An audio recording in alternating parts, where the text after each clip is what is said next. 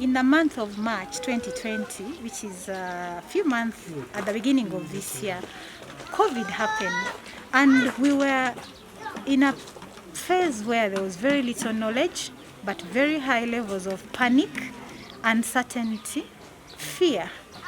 The whole community, the politicians, the leaders, everyone was scared. The funding community was generous enough to release money for us to address some of these fears. And the way you address fear first is by know what you're fearing. What are the facts about that fear? As a research team, we came together and said, where are the knowledge gaps about coronavirus? And we realized that a lot of research was happening in the host community, in the near to reach communities like Kampala. And we realized that these refugee communities have a whole, complex catalog of challenges. And we wondered how the COVID infection, is issues around complying to national guidelines and presidential directives was happening. But as we've been saying from the start, our study is really to support the national response to COVID-19. We applied, we got the funding, and we implemented the study.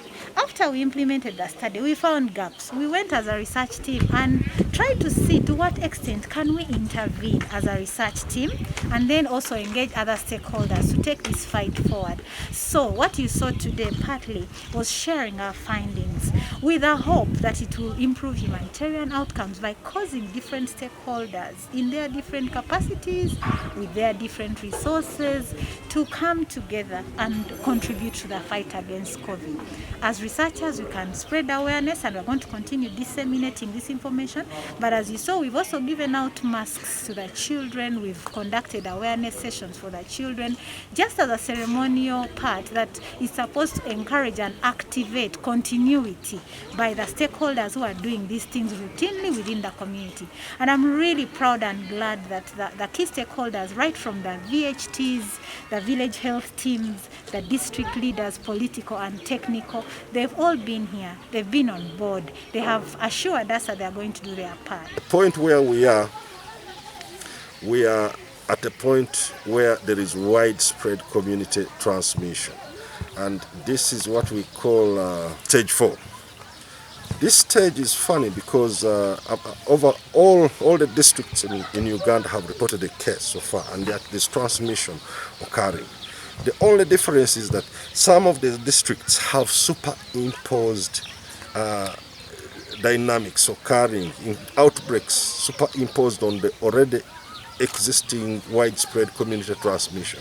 Districts like Kampala and the border districts, occasionally we see things happen there. And more importantly, what you need to understand is that at this point, whether it's Western Uganda here, whether it's Eastern Uganda, whether it's the district of Chenjojo, there is community transmission. Literally scattered all over. So at this point, you cannot trust the person next to you. It takes time for people to move from, being aware of something, to literally believing in it, adapting it, and then practicing it in terms of compliance.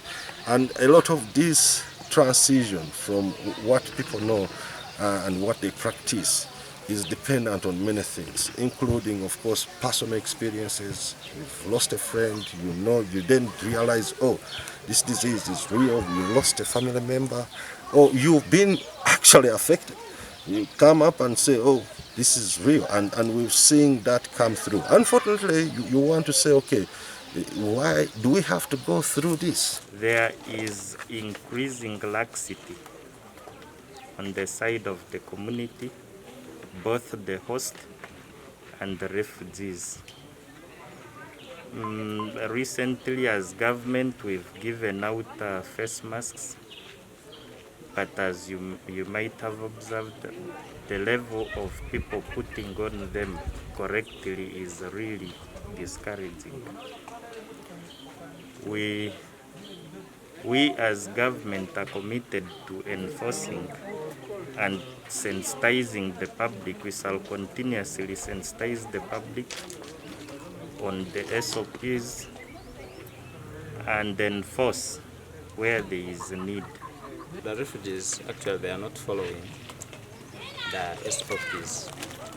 At first, when they had this pandemic, when it started here, when it reached here in Uganda, it was in March, and when they had to put curfew, they stopped the movements. People were following. You find a home having a jerrycan of water, they are sanitizing. But when the president actually loosened the nut, the people took it as a joke. They said maybe the disease is not there. In the whole district now we have 14 cases with no deaths. But to me, I would actually advise that if they can at least bring back the lockdown, then you can at least minimize the cases. That's what I can advise, because people are not putting on masks, people are actually careless than before how they used. Because actually, the blame I put it on the government. At first it invested money when even there were no case, or rather no deaths. But when we started getting those more cases and people were dying very many, they did not invest in again money. When we consult our fellow leaders, they said there's no money for doing what? For following up those SOPs. Unakuta hii sheria kusema tujikinge na magonjwa ya COVID inatuambia mara mingi tubaki kwa nyumba. Inatuambia tutumikishe mask. Inatuambia tukue na social distance juu ya kuepuka hiyo magonjwa. Inatuambia tunao mikono yetu na sabuni wakati yote ile. Muhali ingine tunashikutana hatupate ile sabuni ya kunawa mikono kila wakati. Ile kwanza inatuma tunashindwa shika sheria. Na tukisha kosa ile sabuni tunajitahidi tutoke, tupite tu tuzunguruke kutafuta maisha. Mimi naweza sema sina na sabuni ya kunawa, acha niende kwa national nilime nione kama ndapata sabuni. Kule kwenye mimi naenda nakutanana na wengine, tunaanza kazi, hakuna gisi ya kujikinga kusema nitie ile social distance kwa ile wakati. Sheria inatuambia tuvae maski. Hapa tumepewa maski moja. Ndavala maski leo, kesho inachafuka sitaweza ivala. Ile inakuwa hatari ya kutuma tunashindwa heshimia ile kanuni ya kutukinga na magonjwa ya COVID. Sheria inatuambia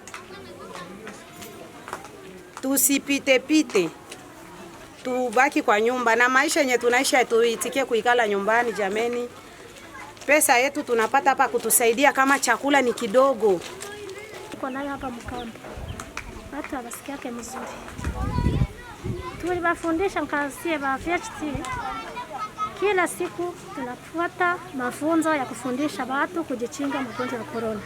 Tunatembea na kutembea tunawafundisha, alafu wao wanasema corona haiko. Corona nini? Corona haiko. Tunawaambia kila siku, naona na watoto wanacheza hivi. Na kwenda msoko. Hakuna mtu anaenda na maski. Sema anakosa sabuni. Sabuni hawezi kosa sabuni. Unachoona? Inaweza kukosekana, alafu siku nyingine ipate. Uendelee kwa amri za kunawa mikono. Naona? Watu chenye tunataka ni kuangalia mzuri. Ulinzi wetu ni kidogo. Naona polisi yetu iko vizuri peke yake. Chaka yote yuko fasi moja. Hapa anajichunga kwenye wanataka. Hakuna mtu mwingine anaangalia mnajichunga na mnagani. Yuko wapi? Hayuko. Sasa bija kutembelea wanasema ni kweli. Kutembea ni kidogo. Ni lazima kutafuta cha kukula. Cha kukula ni kidogo na zile pesa anatupatia hazitoshi.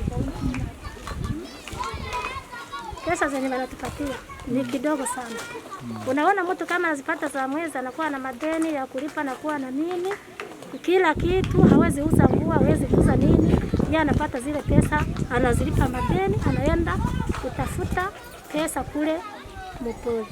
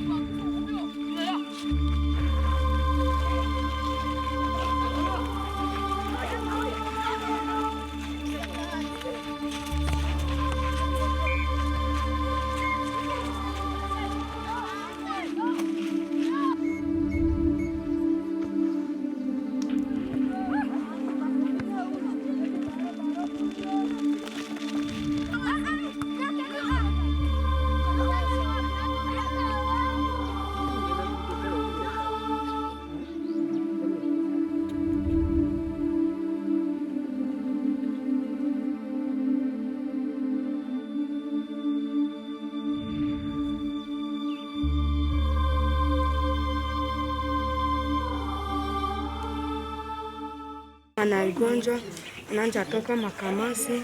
That when someone has COVID, corona brings a lot of flu. Na kujishinga kutembea tembea. Then she said we can prevent it by not moving around. Mimi nisikia hivi, mkasalimiana mkono na mwenzako, unagonja corona. That when you greet each other with your friend, you get COVID, corona.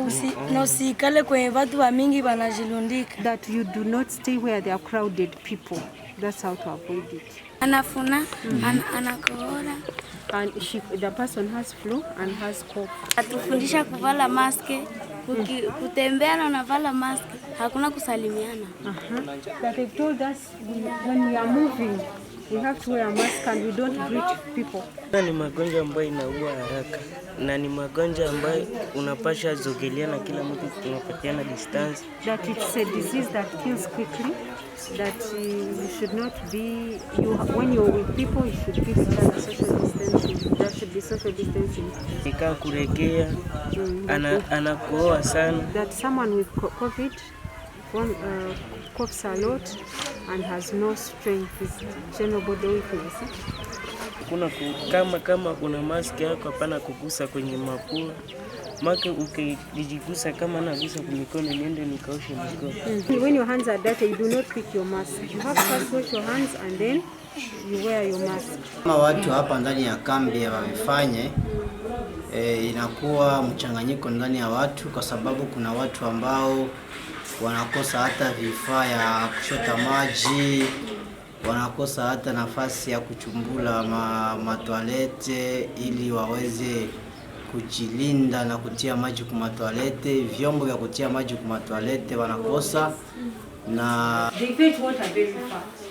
They don't have enough containers to carry to even keep the water. The water it's like the water they pick is just enough for them. They cannot keep washing hands.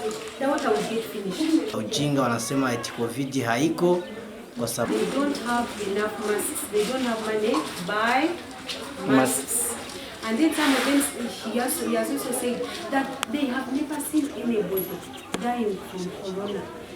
Why should they wear to follow these SOPs? For what? They've never seen anyone die. Wajigawe pesa na kusikana. Alafu kwa hiyo sasa wanajiunga fasi moja sasa wote. All of them have to stay in one house because the money that they are given is for one home. And that space, the money they have is for that space they've given them. That's the house they build. Even if they are 15, that's where they stay. Usifu wa pesa, unaenda kuta, wengine nasema mununue sanitizer. Sie hatuwe kama sanitizer ni nini. Tunanaweka tu kwa maofisi, unasikia tu iko anuka saa pombe. Hatujue kama sanitizer ni nini. This morning we had children and youth, adolescents and children in different sessions, and we were giving them and engaging with them at their level, trying to address their information needs, trying to address their gaps in knowledge. So we are doing so many things, and we hope that by doing that and by other actors also playing their part, we are building critical mass that will lead into kicking COVID-19 out of Uganda.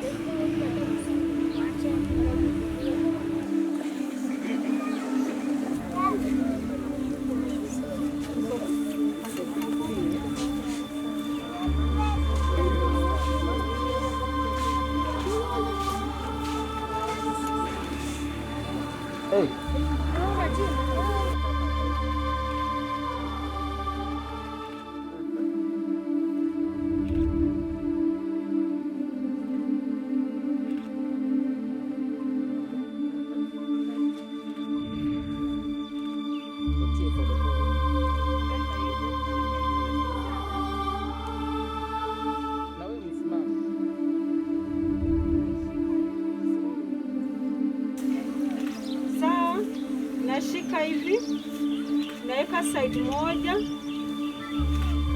na nyingine. Now this is my own. Hii ni yake.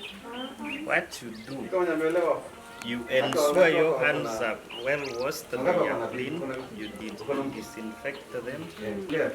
Mukivaa before mnaanza kunawa mikono.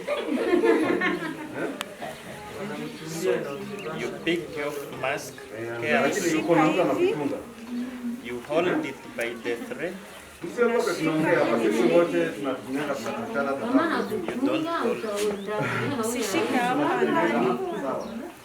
So after carefully picking it, you put it on.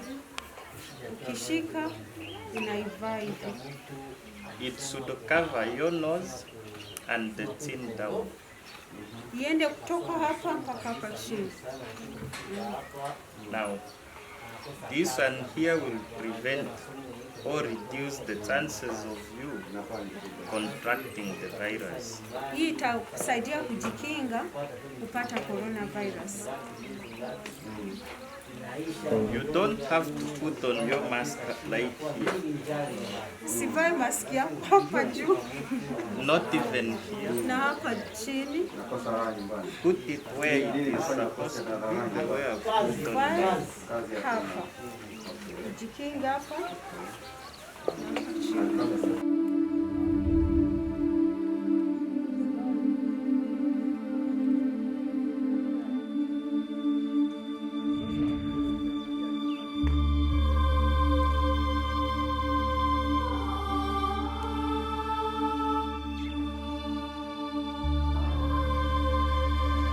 The children get exposed to COVID-19, they get infected.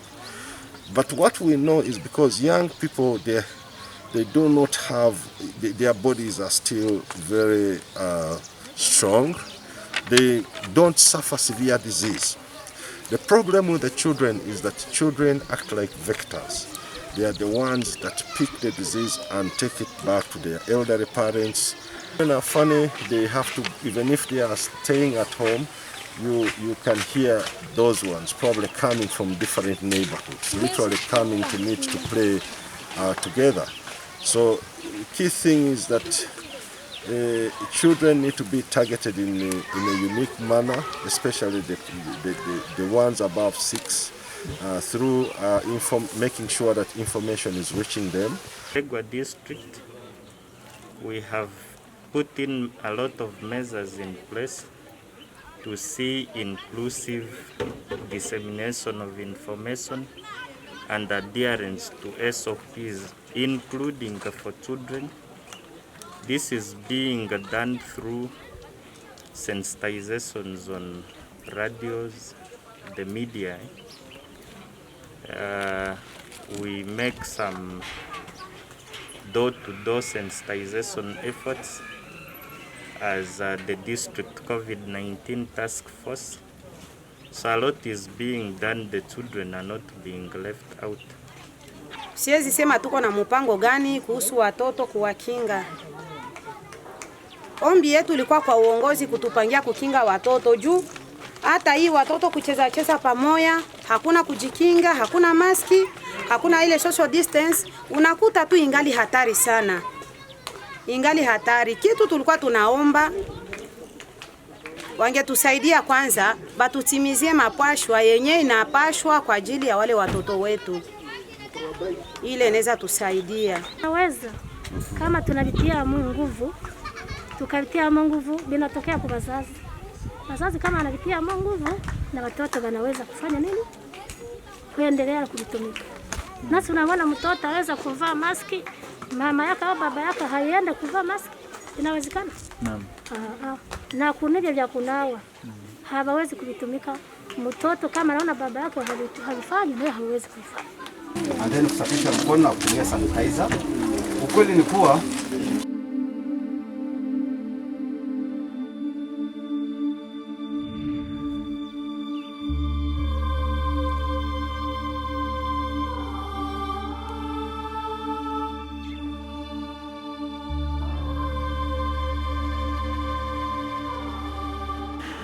This is because we found so many myths. People think God will protect them, they don't have to do anything. People think COVID is a political, ploy. People think it's a cash cow, people are using it to make money. People think it's not real, it's killing only Wazungu, Africans have immunity. When we found those gaps in knowledge, as a study team, we decided to design beginning materials to address those myths and instead give them scientific facts about the COVID-19 disease. So we have talked about the myth, what we found. We are talking about the facts as they are, and then at the bottom of that poster, if you zero in on it, you'll see that we are saying again, abide by the Ministry of Health guidelines.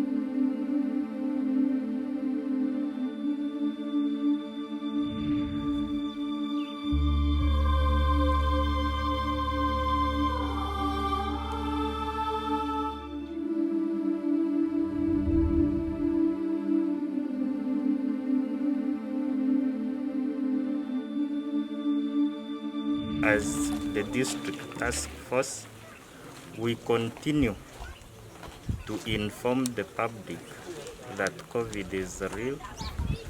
We sensitize them on measures to put in place in order to curb its spread. I would like to thank very much our partners on this project.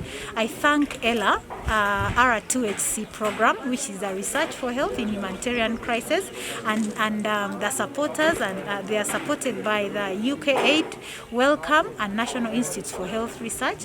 They have been very understanding, even when we have there were modifications in how we implemented our study because of corona, access to sites, access to participants. There were restrictions on movement, vehicles when we were doing the research. But they were very understanding, and they encouraged us to use locally adaptable, locally acceptable approaches to conducting this research. And that's why we see the success of it has been good. They also encouraged us, when we shared with them our need to really disseminate to communities, because our first dissemination was in Kampala. They said, we will fund that. Go ahead and engage with the communities. So I thank our funders very much, and I just look forward to them seeing that we are also contributing to their mission of improving humanitarian outcomes. More importantly, I would like to thank even our study team partners, the Ministry of Health. We wouldn't have gotten access to these people or even the credibility in some ways without them. They are shifting some policy things, they are rethinking the way they are instituting guidelines because of findings from studies like ours and others which are being conducted. We thank our partners, Accord and LWF, which are already intervening in refugee settings. Access to study participants or even refugee settlements would have been impossible without their networks and their being in these places. And Gulu University, of course, as a partner. The study team members, Professor Stephen Laoko, Dr. Erika Wich Ochen, Dr. Dennis Muhanji, Joshua Kaiwa, Brian Luswata, Dr. Betty Okot, Andrew Masava, Danstan Damulira. All these are study team members that have each played a very unique but important role in making sure that the implementation of this study and even the impact and uptake of our study findings is very high. So I'd like to thank them and look forward to more collaborations in the future that improve community health outcomes.